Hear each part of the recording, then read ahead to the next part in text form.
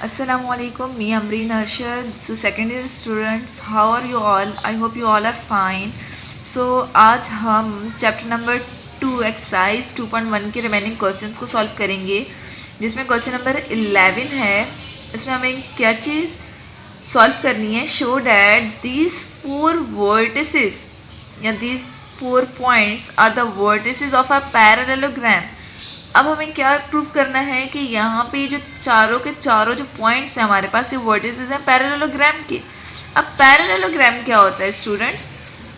Parallelogram क्या होता है? हमारे पास इस टाइप की शेप होती है जिसमें हमारे पास opposite sides are equal, means A B is equal to D C and A D is equal to B C. Okay, तो सबसे पहले हम लोग ने यहाँ पे डेटा बना दिया है कि ए हमारे पास इस पॉइंट के इक्वल है, बी हमारे पास इस पॉइंट के इक्वल है, C is equal to this one and D is equal to this one are the vertices of a quadrilateral. अब क्वाड्रिलेटरल क्या होती है चीज़? क्वाड्रिलेटरल आपके पास होता है, a quadrilateral is a polygon with 4 sides, having a 4 sides means कि पैरेललोग्राम आपके पास एग्जांपल है क्वाड्रिलेटरल की, जिसमें आपके पास 4 sides गिवन है. ऐसी शेप जिसके अगर 4 sides हैं या 4 वर्टिसेस हैं, इट्स मीन कि वो आपके पास क्वाड्रिलेटरल होगा.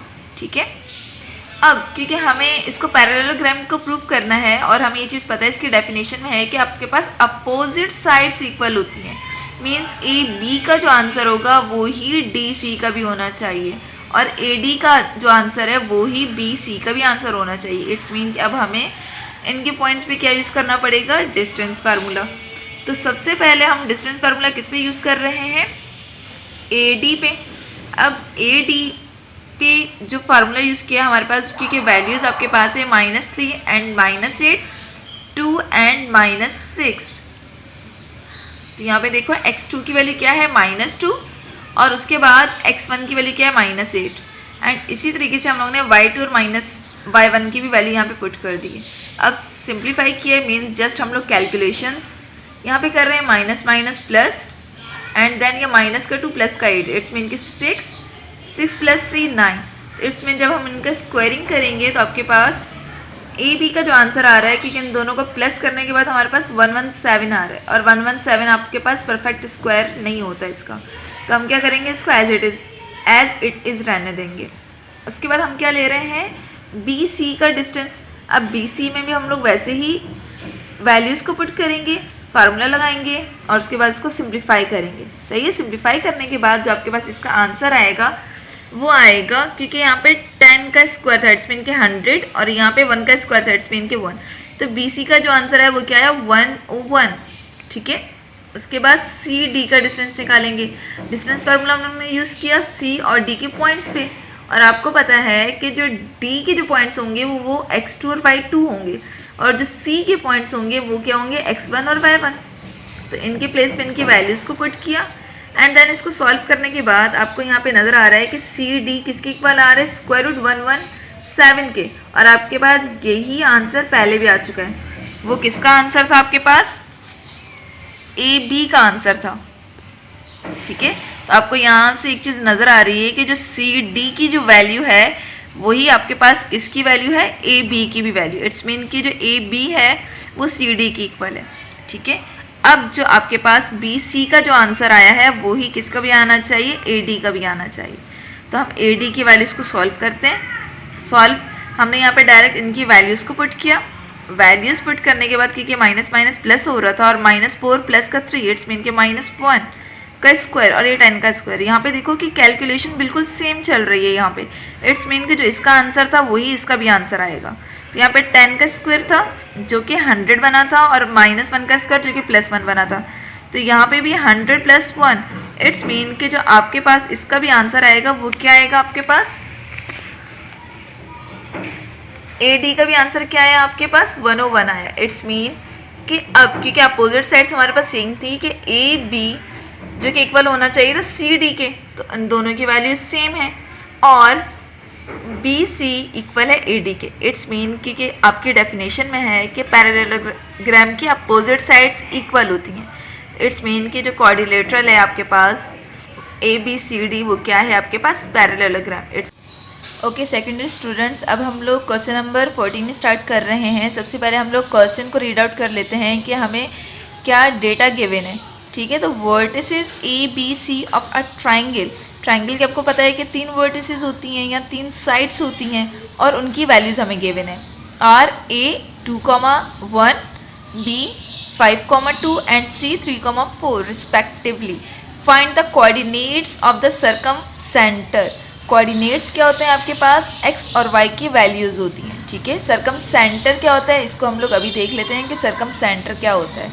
And also the radius of the circum circle. और रेडियस किसका निकालना है, हमें सर्कम सर्किल का निकालना है ऑफ अ ट्राइंगल का, ऑफ द ट्राइंगल। ठीक है, सबसे पहले सर्कम सेंटर क्या होता है। तो सर्कम सेंटर जो होता है हमारे पास, अगर आपके पास एक ट्राइंगल है, ट्राइंगल का आपके पास एक सेंटर भी होगा। अगर सेंटर से लेकर हर वर्टेक्स तक का डिस्टेंस अगर सेम हो, लेट्स सपोज मैंने उसको आर का नाम दे दिया है और आपके जो वर्टिसेस हैं वो ये हैं A, B एंड C। ठीक है, अगर आपके पास सेंटर से लेकर हर वर्टेक्स तक का डिस्टेंस अगर सेम होगा तो वो क्या कहलाएगा, आपका सर्कम सेंटर कहलाएगा। और लेट्स सपोज कि आपके पास जो सेंटर है वो है PX, Y। ठीक है, अब सर्कम सर्किल क्या होता है, आपके पास यहाँ पे एक फिगर बनी हुई है, यहाँ पे एक सर्किल ड्रॉ हुआ हुआ है और उसके अंदर एक ट्राइंगल ड्रॉ हुआ है। बेसिकली ये जो ट्राइंगल है आपके पास, ये सर्कम सेंटर ही है, सर्कम सेंटर का ही ट्राइंगल बना हुआ है। अगर आपका सर्किल वर्टेक्स के, अगर आपका सर्किल ट्राइंगल के हर वर्टेक्स को मीट कर रहा है तो इट्स मीन कि वो सर्कम सर्किल कहलाता है। और क्योंकि ये आपका क्या है, आपका सेंटर है, तो ये सर्किल का भी सेंटर होगा। और आपको पता है कि सेंटर से लेकर एनी पॉइंट तक का डिस्टेंस आपके पास सेम होता है सर्किल के अंदर, तो उसका नाम ऑलरेडी आप आर दे चुके हो। ठीक है, ओके स्टूडेंट्स, तो हम लोग अब सबसे पहले कोऑर्डिनेट्स ऑफ सर्कम सेंटर निकालने वाले हैं। तो उसके लिए आपको ये चीज़ पता है कि सर्कम सेंटर क्या होता है, कि सेंटर से लेकर हर वर्टेक्स तक का डिस्टेंस सेम होना चाहिए और उसको हम लोग ने किसका नाम दिया हुआ था, आर का नाम दिया हुआ था। ठीक है, तो मीन्स क्योंकि हमारे पास अभी के लिए जो है वो है डिस्टेंस फार्मूला, तो मीन्स कि सेंटर से लेकर हर वर्टेक्स तक का डिस्टेंस सेम रहेगा। तो यहाँ पे P ऑफ एक्स वाई क्योंकि सेंटर था, be the circumcentre of the circumcircle of the triangle, then यहाँ पे हम लोग ने एक इक्वेशन बना दी है जिसमें हमारे पास कोऑर्डिनेट्स ऑफ द सेंटर के लिए भी यूज़ होगी एंड देन हम लोग इसमें से R radius of the circumcircle भी निकाल सकते हैं। P ऑफ ए का क्या मतलब था, क्योंकि सर्कम सेंटर की बात कर रहे हैं तो सेंटर से लेकर वर्टेक्स तक का डिस्टेंस, और P ऑफ बी सेंटर से लेकर वर्टेक्स तक का डिस्टेंस, और इसी तरीके से P ऑफ सी भी, और आर के हमारे पास radius of the circumcircle है। ठीक है, तो जो कि हमारे पास, क्योंकि जब हम लोग सबसे पहले कोऑर्डिनेट्स ऑफ सर्कम सेंटर निकाल रहे हैं तो हम लोग इस इक्वेशन को यूज़ कर रहे हैं। इट्स मीन कि P of A P of B के भी इक्वल है, तो हम लोग ने इसको इक्वेशन नंबर 1 का नाम दे दिया। बेसिकली हम लोग यहाँ से 2 इक्वेशंस बना रहे हैं। तो सबसे पहले equation P of A is equal to P of B बनाई और दूसरी equation P of A is equal to P of C बनाई। अब क्योंकि ये डिस्टेंस फार्मूले से सॉल्व होंगे तो हम लोग इसको 1 बाय 1 करके इसको सॉल्व करते हैं। ठीक है, तो सबसे पहले इक्वेशन को हम लोग इसको सॉल्व करने वाले हैं। तो P of A is equal to P of B, और आपको ये पता है कि P के पॉइंट्स क्या है हमारे पास, x, y है, यहाँ पे x, y है, और A के पॉइंट्स भी आपको पता है क्या है, 2, 1 है, और B के पॉइंट्स क्या है हमारे पास 5, 2। डिस्टेंस फार्मूला आपको पता है कि यहाँ पे जो भी A की क्या होंगी वैल्यूज़, वो होंगी x2 एंड y2, और P की क्या वैल्यूज़ होंगी x1 और y1। तो हम लोग ने यहाँ पे क्या किया, वैल्यूज़ को पुट किया। ठीक है, स्क्वायर रूट था तो हम लोग अब क्या लेंगे, स्क्वायरिंग ऑन बोथ साइड कर देंगे। तो जब स्क्वायरिंग करेंगे तो यहाँ पे मैंने एक स्टेप को मिस किया है, जब स्क्वायरिंग करेंगे तो स्क्वायर रूट आपस में क्या हो जाएगा, कैंसिल आउट होके देन जो भी आपकी अंदर की वैल्यूज होंगी सिर्फ वो रिमेनिंग रहेंगी। अब आपको यहाँ पे एक चीज़ नज़र आ रही है कि यहाँ पे क्या चीज़ यूज़ हो रही है, आपके पास फार्मूलाज यूज़ हो रहे हैं। अब फार्मूला कौन सा है, ये a माइनस बी का होल स्क्वायर का फार्मूला है, और a माइनस बी का होल स्क्वायर का फार्मूला क्या होता है, a square minus 2ab plus B square. तो अब हम लोग यहाँ पे लेफ्ट साइड पे भी फार्मूलाज ओपन कर रहे हैं और राइट साइड पे भी फार्मूलाज ओपन कर रहे हैं। ठीक है, अब हम लोग इस पे फार्मूला यूज़ कर रहे हैं।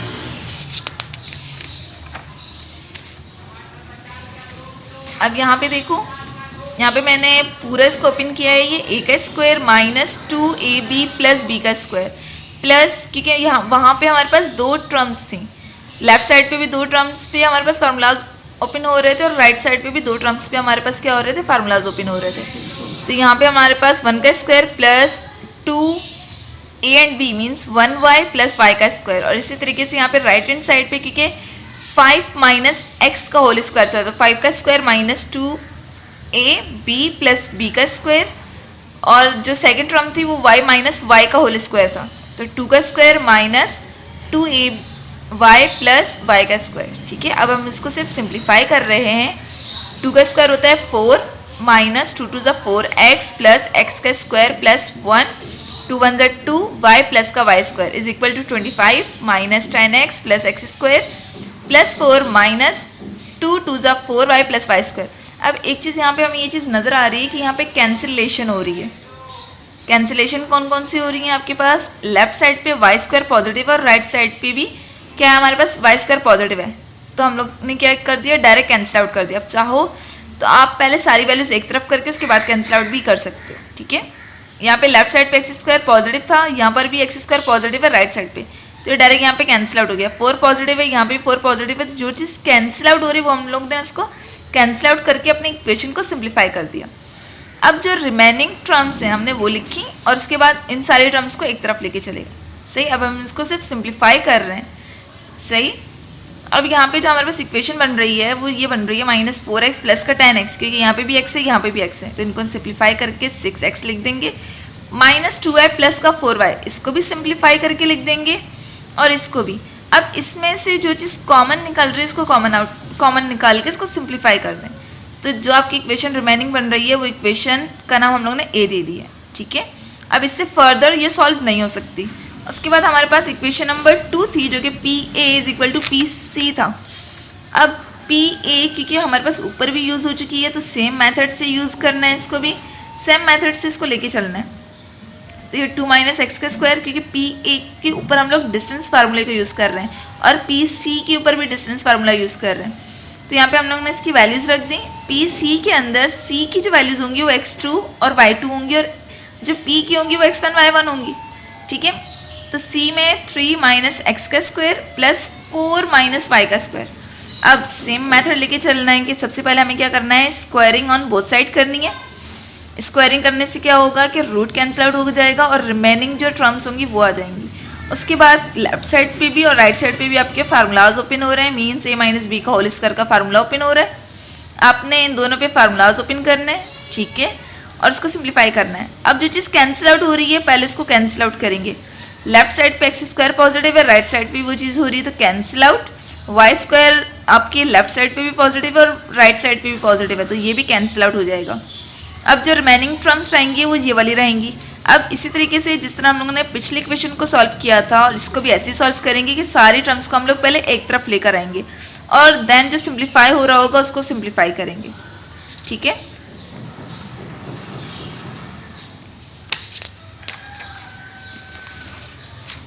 अब यहाँ पे देखें कि जो आपकी जो रिमेनिंग इक्वेशन आ रही थी वो आ रही थी 2x प्लस 6y माइनस का 20 इज इक्वल टू 0। अब यहाँ से भी हमारे पास क्या चीज़ हो रही है, कॉमन निकल रहा है 2, तो अब हम लोग इसमें से कॉमन निकाल के इस इक्वेशन को कर देंगे सिंप्लीफाई। अब आपकी जो इक्वेशन नंबर ए थी वो ये है और इक्वेशन नंबर बी वो ये है, क्योंकि आप कोऑर्डिनेट्स ऑफ सर्कम सेंटर निकाल रहे थे और आपको पता है कि कोऑर्डिनेट्स क्या होते हैं, आपके पास x और y की वैल्यूज़ होती हैं सही। तो हम लोग इन दो इक्वेशंस को सॉल्व करेंगे। अब यहाँ पे आपके पास दो मेथड्स हैं, चाहो तो साइमल्टेनियसली सॉल्व कर लो, चाहो तो आप सब्स्टिट्यूशन मेथड से सॉल्व कर लो। ठीक है, तो जो हमने सॉल्व किया है वो किया है डायरेक्ट, इसको क्या किया है, एक सेम बनाया है। ठीक है, multiply by equation number B with equation with 3 and subtract सही। तो हमने यहाँ पे क्या किया, डायरेक्ट इसको x की वैल्यूज़ को सेम किया एंड देन इसको सिंप्लीफाई कर दिया, क्योंकि सब्ट्रैक्ट कर रहे हैं तो यहाँ पे क्या हो जाएंगे, आपके साइन चेंज हो जाएंगे, क्योंकि यहाँ पे जो आपकी सेकंड वाली जो लाइन है उसमें क्या है, ये पॉजिटिव एक्स, तो यहाँ पे नेगेटिव हो जाएगा क्योंकि साइन चेंज हो रहे हैं। अब ये आपका जो नीचे वाली टर्म है वो माइनस से और ऊपर वाली टर्म क्या है, पॉजिटिव है, तो कैंसिल आउट।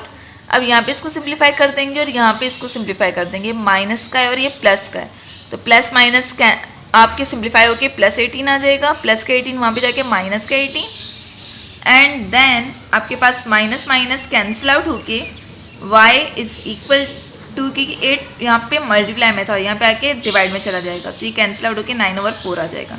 जब आपके पास y की वैल्यू आ गई तो अब आप इक्वेशन नंबर a या b में से किसी भी एक इक्वेशन में y की वैल्यू पुट करके आप x की वैल्यू निकाल सकते हो।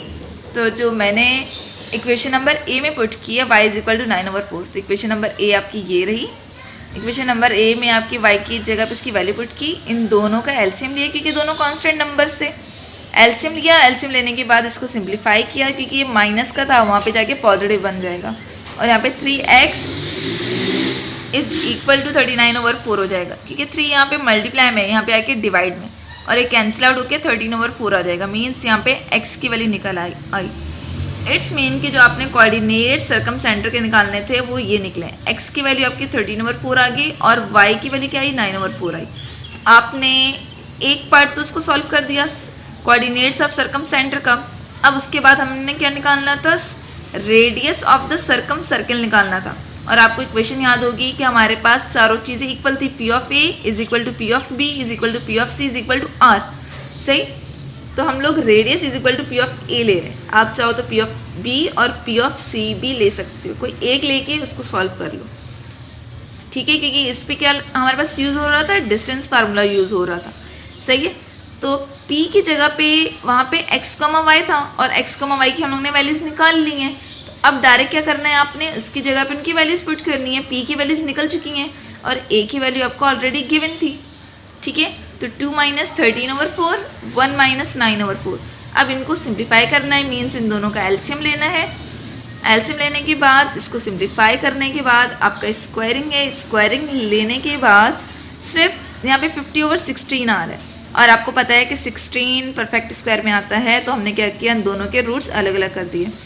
16 का स्क्वायर क्या होता है 4 और 50 क्योंकि परफेक्ट स्क्वायरिंग में नहीं आता तो सिंप्लीफाई होके 5√2 आ जाएगा। इट्स मीन कि जो आपका रेडियस निकला है वो निकला है 5√2/14। आई होप कि आपको ये वाले क्वेश्चन समझ में आए होंगे।